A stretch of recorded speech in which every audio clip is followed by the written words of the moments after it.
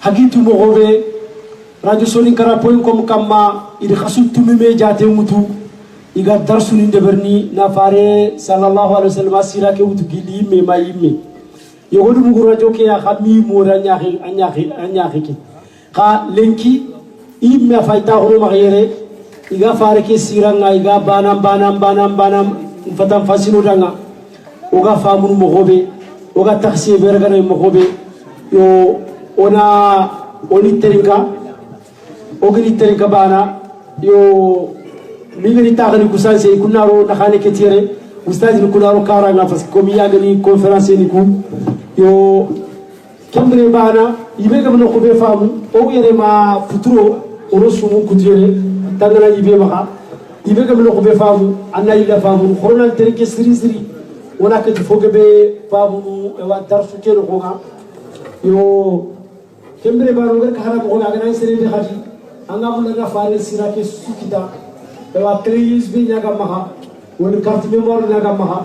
yo anda ganari inshallah mo be sira ke be sude broda na e wa so kara fo ko kamma yo mo be randa na treis be ke anga ni na sude kana e wa e fonde ona khala ko ni pora iga masala ke dangi ni mena khana yo kengeni ustaz malle aro ustaz kam soko bari su micro maka am micro may voilà ustaz bismillah ar-rahman ar-rahim alhamdulillah rabbil alamin summa usalli wa usallim ala nabiyyina muhammad wa ala alihi wa sahbihi wa mawalah وبعد السلام عليكم ورحمة الله وبركاته عمر مو سونكو الله سبحانه وتعالى تيجابين دنجين بالله أرو فارم مغسالة ورا أكوني تسلام أكوني دين سلام أكوني دين تسينيا والله سبحانه وتعالى نياغنا أنو دعا كسيدنا أدو الخيام كتو غرمو بابندي كونين دي ونا وركاتي sonkara.com ibe nuga sababu ana kitare kunduna organize o Allah subhanahu wa ta'ala nyaga na haqqi suba golini ko fokeno e Allah gandi baraji ti sigira kay Allah ganna sa haymi zanu kenda ngem palle haqqi be gagari tangutuna li barake wona ga kuni Allah ganna besu tugati tanjaka kebe agaru tukati barake sumo gaso kebe gawoga no nga Allah subhanahu wa ta'ala gada time mo sire nyoda kharamo ko be no ga gari diga musasa ona du ida Allah ganni winu putu gari sigira kebe ga de ber dina ke no Allah ganni baraji tay na sahibi jam mare mukenda gem balloni usene meni kamalen usene hi gore akamalenki o se hene sara gore akamalenki haramare menya no mo me aro haramare mu kutunta ban kengel muhammad alayhi salatu wassalam katinga ro diga mendi muhammad alayhi salatu wassalam koni haraga nanya islaminu nyimenu tuindenga serebe no ga islaminu ko michael hart mo anglais agar livre be bagandi nanti al-khaliduna miya keme seretare umumandi keme wogorebe gemeri dunay messi kiaro sasara ar keme sere autu na besu birenga na khara na autu gelajo ngaro manye merege atira suhai ida suhai daga ida suhairin me arisigi ko kamarisigi muhammad bin abdullah alayhi salatu wassalam nantida wala keme nyimen وعلى راسهم محمد عليه الصلاة والسلام إبو كسلامي هم يتلون تاو أنا مرين تلون تسو أنجر تونجر نقصان نسيجنجنيا أتي فاريا نهانا غباو يجري يجري يجر سرسو بيري متو إدي نيا كما أنغا نيني دونا دون بيري أدي مراوتي كتانو أدونا دون بيري نشو ملا غرا خلي أمان كنو إدي يغنو غاني إدي ني la khara khalle riya kita ke ngedna khalle igam lupenu meiri ni muhammad ibn abdullah alayhi salatu wasalam abana ndi hilisuko me ama khimperandangi duna khallendi ama khimperandangi alkhiyama khallendi ga kebe murna gi kan ameti duna khibare manya onda karo la gare ameti la gara ga onda karo na bani oni hilusutu khairi ga kara so na utu iya ne beti man bawo duna manya tegani o me yiru duna do donc hilanda na do me madama khairin killenge kenda nge balle kato ga sira njo panagadi ona ko ina sira ke kuma ga sumo ga gillenya ogar taage be nya kama son kara ko kam age be nya daga tanji ke hota bo soro ni le gal har ke ni me ori irigi mukhtasara ori to hondia donc lengi galle lerum pakke leru hilli wal malere lo horan tatini ona kesuko na utu gela ga bangi ko tabe madina na daga wara makka na daga wara madina kha mo geranya manhaji nga bimana na chigi ho baraka to kamba ona dangi no kuno ga joema on tar no shakliyat no gari nanti to on hiru ganya no no benu on ta taw siki ko kama mo sik muhammad ibn abdullah ko siran tuano no tare on tuano juga asabetin mawobe ahabila adagana mawhaba ibrahim alayhi salatu wassalam bawo igana faren dambe ko adagana ma adnan gal ismail ramunya donc fihr ibn malik faren pour la khem bon chomo khaboga agadi kengeni gad hashim wala khem kun khabogo fihr ibn malik ken khabila ali nan tawo makkano faren isma gore be gan goga to qusay ibn kilab akeni mianya na alkaba ke sigindi aganya ga khinu tabe akiyeno akisma gabe gano gatine hashim galnya qur'an wala gatine rihlat ash-shita'i wa sayf agahlan keju pa arabu ndo mena nandaga jagunde nga yamani ado shami ni donc kinga ko ina to ga sina kabila kebe ga kam kabila gore nya ni kabila derenya wa bannaun kabilan khani donc farenga bo kabila be mere nya ni maga bannaun khani maga donc miskine kabila he maranu khani wa dinakum khani hallerini na legeri gati o geta bo haba ibrahim na ismail irini kendange balle fare alayhi salatu wassalam ko wa dambe tumobe donc kuna kismanu da go gono ay daga na akisma kebe mega wala ma ken abdul muttalib ibn hashim donc hashim re meñan abdul muttalib ga lem pakku be no sara abdullah ibn abdul muttalib gi no nga kengeni o annabi ni me muhammad alayhi salatu wassalam akeni me haba ke men kenya kengen abdullah ayani abdul muttalib re mebe ahi nyaga linga na mo siri ko da gisam ko fagatu ado nyogo mo gisam yon tar no kunchudi fare aga bangeni ama habengeni bawo habenga fatini keni nyama siginte ngatai ari habenga araga jagundi bana nekai ko gel jagunde kebe ko geti iko got kebe jopa araga jagunde nyagarni afati kille aro fare maga mengi dari fare ma kengen amina asiginte ngati fare ngale salatu wassalam amina aga bugu qabla derenya fare ma aga dambe sirenya o wala ti dambe sire harmare me ni mea dambe keke ken khani duranya me dambe ngala suro anyi mega suro me kube no gi kama wati ni dambo suro me no kasurunya ita munsuru ni imeno kasuru no ke amina a harne aga bangene fare ngale salatu wassalam fare abange agemu nabillahi isa sine yogonu nanya kumo karagi yaro tanyere yogonu nanya tanyere siku ala kulli hal keke ikhtilaf tanyeme ho geni raqmu bin jatin khibare ke meso gen tanyeme ko ma di kunga breki ubenudi hinu menyiga tuagunu menyiga hoy hoda ke kiesa sanga tinana sarika di bagandi anna dati sahana pota sahana lere sa kun kiula tu no gondi kemme nyaga officialiser jamanu no gondaru tawo no gondi no kunchwa kencha bura trompen la wanyana hiyo we mesore na nyaka maro kencha bo fare alayhi salatu wassalam abange makka no gonya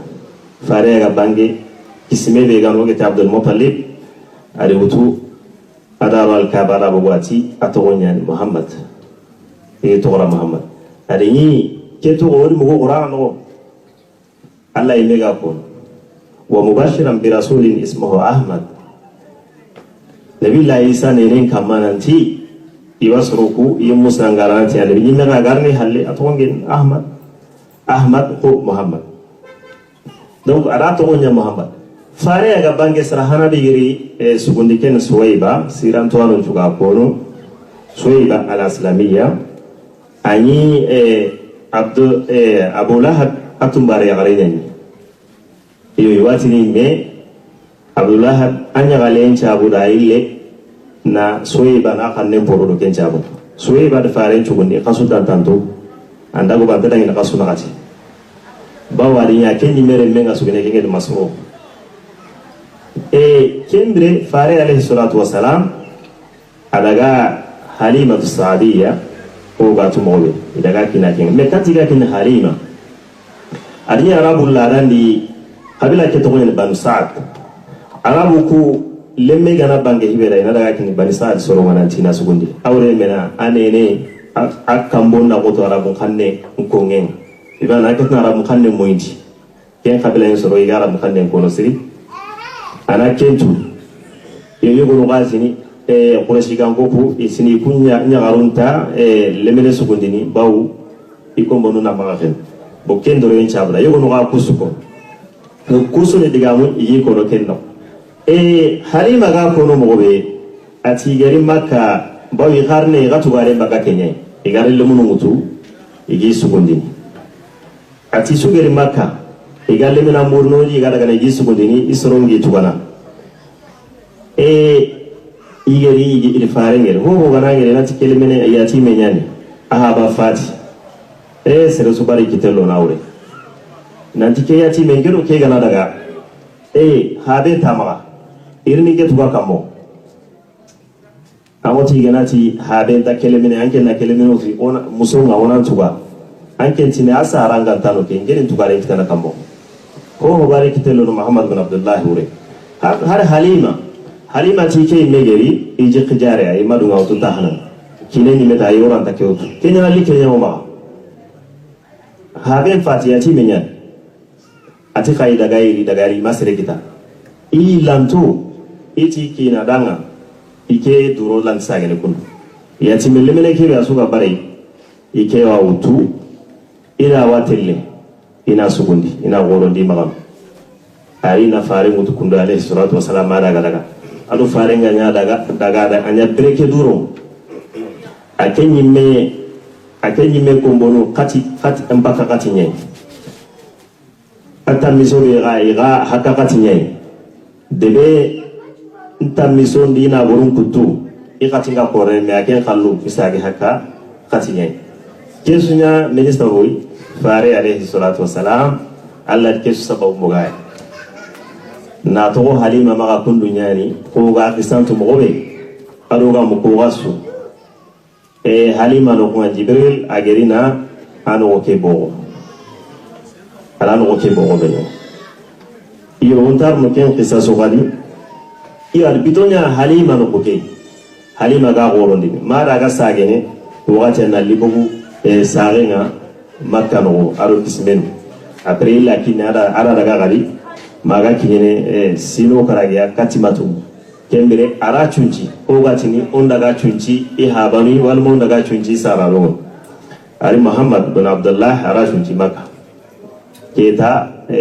ogatini naro bani sa soronda kingen Halima idari maka bo ila gerkat saren keta saren kali hay komi faren paban Abdullah Fati farenti habatu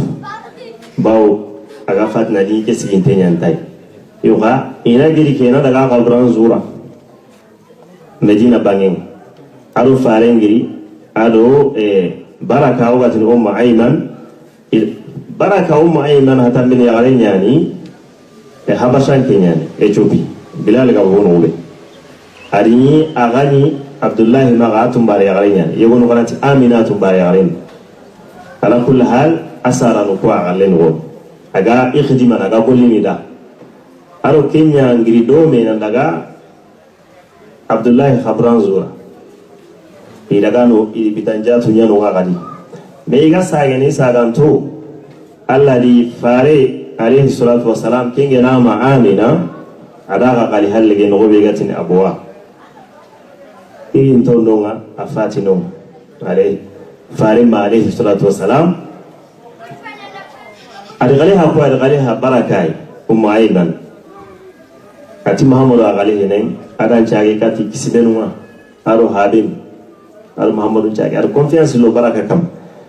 بركة أدي لا يدون تيماندي كلي منين تران تراوين أسينو تومي أدا كتلغا أدا لغنين بو نانشاكي نالي na lakini kisimenwa bau sarenga alla da gari hallige afati al farenga dikini kismenu ka Abdul Muttalib ogere ko mo Abdul Muttalib nya sira al faren khanu mo siri bau are ni Abdullah wota nya galingara bo Abdullah fati ado lemmema mengeli saren gari fati gari do bargi gira on katemu al kusuta gamu kita Abdul Muttalib atiketa Muhammad ikare men ad Muhammad utu ana ya maga ada ni gene do me ada masala ga do har qurashi ganko makka no qurashi ganko isra goro la taawul jingira no beyin andai no ar Muhammad taawul be karan waqt marabu ku kenga digiya nanti kelo na mucina daga ne taawul kedo le munu kutun tabana ken Muhammad fare alayhi salatu wassalam أو إنك كنا سينو سيء قد كسمة قفات كنا عبد المطلب كيبي أهين كنا قالين أرا قالوا ميورون دوكي كنا قفاتي بركة كورو مغوبي كنا أيمن أتي حق لنا راي فارم بوشينه عبد المطلب قفاتي إديني فاري أواسكي أصغر غينا بمعنى أمغلي أغا ساقا بريبي أوا سيكاي مو أواون أتي أغا أواون أتاهي نون دي ركا كنو كمغسي مي عبد المطلب أغا فاتني أما فارين غرا كندو أرغالي هاكوري أرغالي هابين غيبي وغتن أبو طالب أرغالي هاي أرغ موجه ودي أسوغن تنيا أبو طالب يسري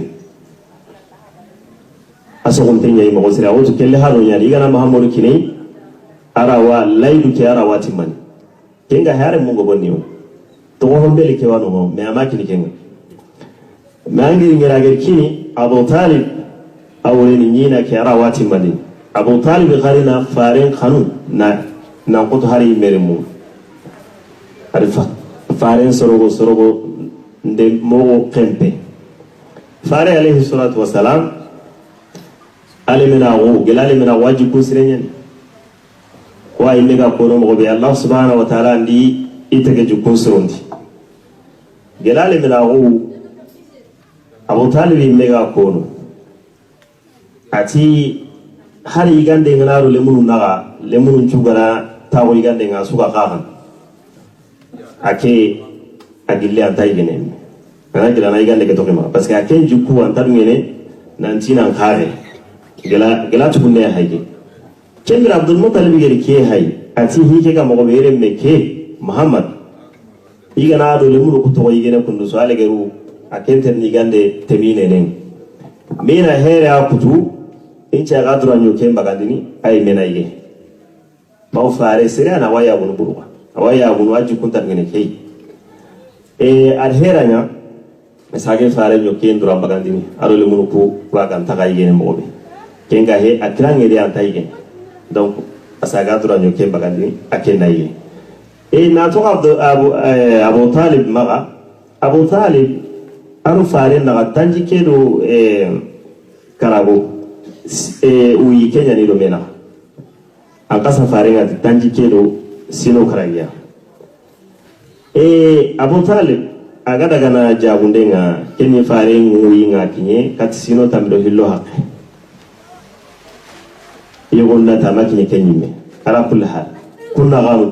تمرو هيلو دبينا fare laga nanti da watelle jagundi shami nyenga ida ganton kenyani igeri krece modi kengeri igatini rahib basira ige kengera geti danga ati kelmene adi tagumanchu ngere kengene kaifara un tagumanchu ati kha iga hibe kono abu talib la an chageti kelmene adam magadaga bawo kelmene ga mogobe hiru nga dukukani kengene kaifara un kencha abu dada gana daga so ngano ngai wa punta gumanchu tu kengene kitabu gumu dina gumu dallanto dina gumu hano be no gano iwotu ngata manjutu gana yertan ila imara ka hokni kenci abuda anu fare nanyile detail be ken no gondi ha on tar no kenci no gondi anu fare nyile magada fare alayhi salatu wassalam adile mena gonju nyama ka kundwa anyi har nagani ni maka kunda agi tamison nagani igatu bana rike sunya nagani kene kai faru daga killenya ay mel kenya gati Allah ma kai fare su kai nani amata mission nagani Allah subhanahu wa ta'ala hikimanu nyaru ken kai tamisa nagani al hikimanu nyarai annabi jimmo na kun nagan bawo igarni ni risala kebe digan fara na okebe uta ko tenyani haramare mun jugare tokki daga kebe ujunun jatu miliyon jatu haramare mun jugare danga o gati hibe da qaid bimana ke ngare nyabbe sundana nye jama juga sukene dambaten to kente ji golli ne Allah subhanahu wa ta'ala ne ande mu kususu su tamison daga no fari meger kense le tinde bogol fari alayhi salatu wassalam ato maka kundunya ma Allah garinya wogati ga kinyene Khadija fari nga gorno magambana ungar ni keda magambana ungar na winga kene tampilero sino kragya Khadija kan sere jagunda na borenya banna ya garen khani ko amaga mogosiri Allah li se ya daga na borenya amaga mogosiri akina fati kine menye kengati Abu Talib sira umna taani propose nanti farenga mogobe sasa ida andaga Khadija ngeni setanu ngone daga na Sham igara na jabundi mara wadu gene fare na mudaraba ndegeri bimana arabu ngati mudaraba awren mina na tono laga jabunde no anke yego gani yoke kinanga na daga ajawu anke kala tono kitana no pourcentage yego kitana no nga anka ka kemutu al propose Khadija dunge golle ke al fare ndi golli nyangana ngara do me kengeni maisara ina ketina daga jabundi shami yen maisara ga ko no mo be ati kesere ila dagante dome ikaba kwa hinu mo gosiri ataji kunu surunya siri agol nyalle ma gosire nyan awadron dini buru maisara Khadija gol jangana nyala haket game ko aga hatam binenya atike di sere alo sere kutunga tabana agana sere sugol nyalle ma wondi ani gol nyalle ma wonti jukku mo posirenya ati hari kinya haleno iga kille ga daga sigi ite yego we suro hunga ati dina gume go chila nga ati keite kundu ati sere sugari na chi keite ura ne binyimenya do keigo ga ne binyimenya ila ga jabundi shami nyen ilo Khadija yo kesu ga daga ida su gaga nanduta ko homa to ida su gaga ati toron po goren khai ati Muhammadu jabundana siren khari de kai fare ya jaga waja gunden katu parce jagunden kan mecce nya domaine nyani